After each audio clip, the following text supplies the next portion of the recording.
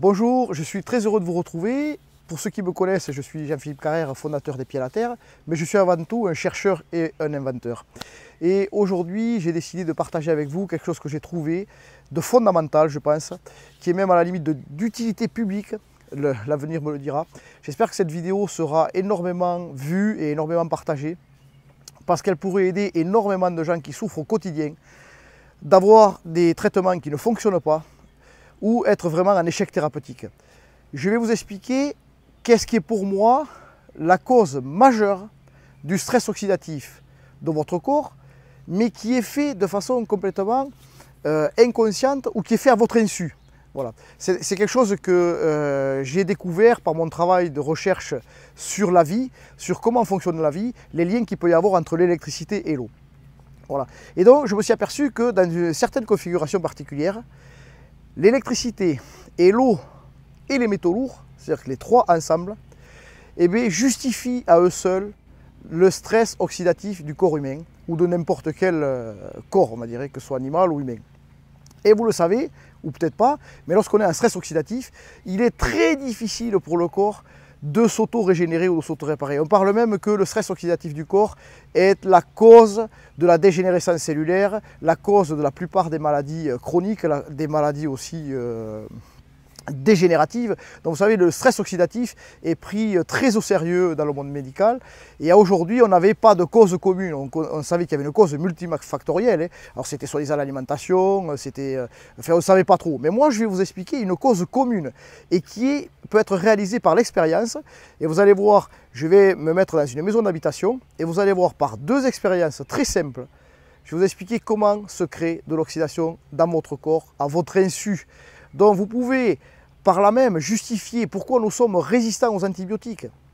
Je vais expliquer pourquoi, d'où vient la résistance aux antibiotiques, pourquoi on est en échec thérapeutique, pourquoi la plupart des traitements ne marchent pas, pourquoi beaucoup de personnes ne sortent pas de maladies chroniques. Voilà, vous allez voir qu'avec des gestes très simples, lorsqu'on a compris la cause qui nous est commune de l'oxydation de notre corps humain, qui ne nous profite pas, mais qui profite par contre à des personnes qui vendent des médicaments, parce que le fait que notre corps soit oxydé, il est impossible qu'il puisse se régénérer. Donc on est très dépendant des médicaments. Mais lorsque vous allez comprendre qu'il est très facile, par des gestes très simples, de modifier vraiment le taux d'oxydation de notre corps, vous allez voir que ça ouvre des perspectives énormes pour la plupart des gens qui sont en souffrance. Et il y a énormément de gens qui sont en souffrance, je pense aux enfants, aux femmes enceintes, aux vieillards ou aux gens malades. Il y a énormément de gens que j'ai pu aider comme ça, mais il est temps pour moi d'aider encore beaucoup plus de gens. Alors je vous invite à me suivre et à passer dans l'expérience. Allez, à tout de suite. Eh bien, rebonjour. Voilà, je suis à l'intérieur d'une maison d'habitation. Alors qu'est-ce que j'ai fait? J'ai pris une lampe de chevet qui est pour moi un outil fabuleux, parce qu'il va mettre en évidence ce que je me plais depuis des années à dénoncer, c'est notre irradiation complètement invisible par ces appareils électriques du moment qu'ils sont branchés sur le secteur. Alors, vous allez voir qu'une simple lampe de chevet comme ça participe à participer à ma découverte fondamentale sur le lien qu'il y a direct entre l'eau, en fait je vous le dis, l'eau et l'électricité, et le stress oxydatif majeur de notre corps humain en permanence, et qui donc a du mal à lutter contre la plupart des maladies auxquelles on est confronté. Alors, comment mettre en évidence ça? C'est tout simplement, vous allez voir, je vais utiliser un voltmètre d'électricien que vous avez là. Cette expérience peut être refaite par beaucoup de personnes. Une lampe de chevet, un voltmètre d'électricien qui est branché. Le commun est branché sur la terre, et après, l'autre côté, un morceau de cuivre comme ça qui fait la sonde pour pouvoir le tenir en main. Vous allez voir ce qui se passe directement. Alors là, je suis dans une maison avec des planchers bois, donc il y a des gaines électriques un peu partout, et donc on voit que le voltmètre, lui, au lieu d'être à zéro complètement, oui, je vais voir si je le débranche, voilà, et normalement, s'il ne mesure rien, il devrait être à zéro. Là, je le branche, il mesure quand même à la sonde une tension. Et si je le prends dans la main, je suis quand même à 6 volts. C'est incroyable ça, alors que je devrais être à 0 volts. Ça veut dire que j'ai une différence de potentiel entre moi et la prise de terre. Donc, je vais allumer cette lampe et regardez bien ce qui se passe. Voilà, et là, on monte à plus de 10 volts. C'est incroyable.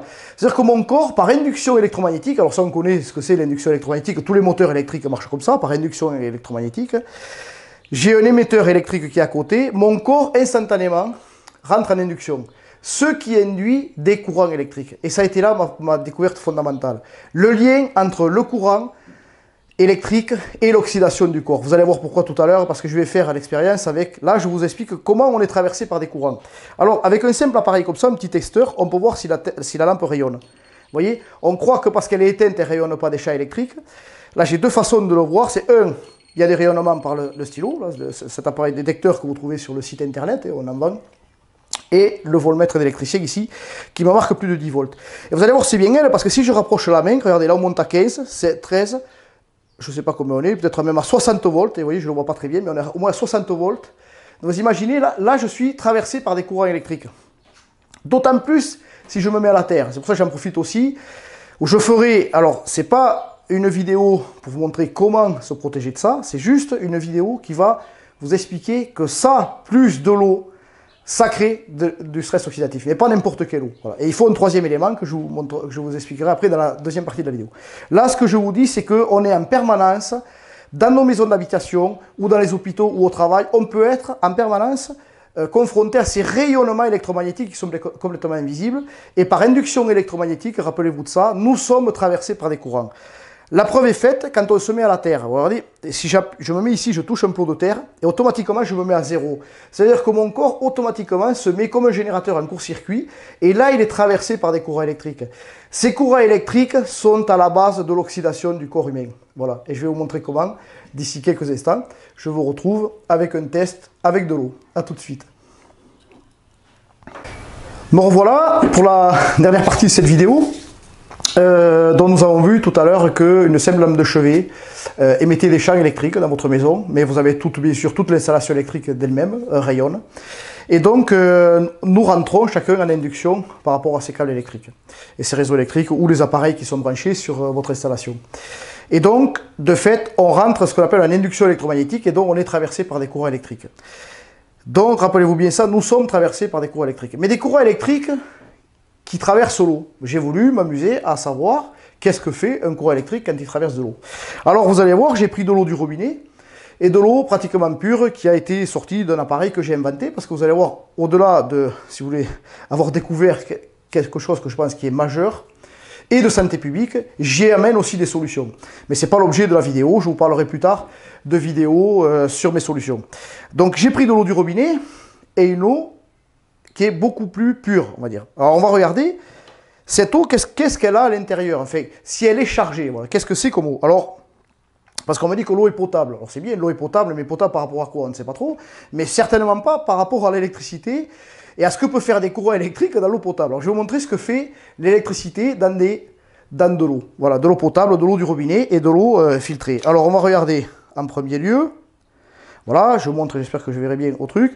Là, je suis à 0. Donc, on va voir, ça s'appelle un TDS, un mesureur de parties par million dans l'eau ou de milligrammes par litre, savoir qu'est-ce que comporte l'eau. Alors, je vais regarder ici. Alors, ici, je suis à 4. Voilà, 4 parties par million. Je vais l'enlever. Voilà, je repasse à 0. Et ici, on va regarder. Voilà. Là, je suis à 175. Voilà, 175 milligrammes par litre. Alors ça commence à être conséquent, mais j'ai vu bien pire chez des gens qui boivent de l'eau tous les jours, qui a 200, 300, 400 parties par million. Alors, ces taux sont des taux de minéralité ou d'éléments inorganiques à l'intérieur de l'eau. Il y avait un monsieur qui nous avait expliqué, Louis-Claude Vincent, qu'il fallait qu'on boive de l'eau diélectrique. Ça veut dire de l'eau qui ne permet pas le passage du courant électrique. Donc je vais vous montrer comment une eau du robinet, que certaines boivent tous les jours, et comment une eau pure, et pourquoi il faut boire de l'eau pure, et l'eau que je bois tous les jours, mais quelle incidence a un courant électrique qui passe là-dedans. Mais pas que, il fallait un troisième élément. Et le troisième élément, c'est les métaux lourds. On nous parle aujourd'hui de, nous sommes tous intoxiqués aux métaux lourds. Ah bon? Et alors, qu'est-ce que ça fait dans le corps, ça, les métaux lourds? Eh bien, je vais vous montrer, on va faire une électrolyse. Alors, pour ce faire, j'ai besoin d'un petit électrolyseur que vous trouvez sur Internet. Alors c'est quoi? C'est une anode et une cathode, où je vais faire passer du courant entre l'une et l'autre. Et une est en aluminium, tiens donc, et l'autre en fer. Ah, tiens donc. Le fer, c'est bon pour la santé, mais l'aluminium, ça fait quoi l'aluminium? Parce qu'on nous parle aujourd'hui qu'il y a des... Voilà, on est... beaucoup d'emballages sont en aluminium, certaines cuisines avaient de l'aluminium, enfin on trouve des taux d'aluminium chez les gens qui sont énormes. Et bien vous allez voir, on va faire une petite expérience, on va mettre cet électrolyseur dedans, l'eau, là, et on va faire passer un courant électrique entre l'anode et la cathode. Mais vous allez voir ce qui se passe avec de l'eau du robinet et une eau pure. Et on y va, j'allume. Hop, je mets sous tension et regardez instantanément ce qui se passe. Mais comme on pouvait s'imaginer, l'eau du robinet étant chargée d'éléments inorganiques, de minéraux, bon, ça peut faire pareil avec de l'eau minérale, hein, et bien elle est très conductrice d'électricité.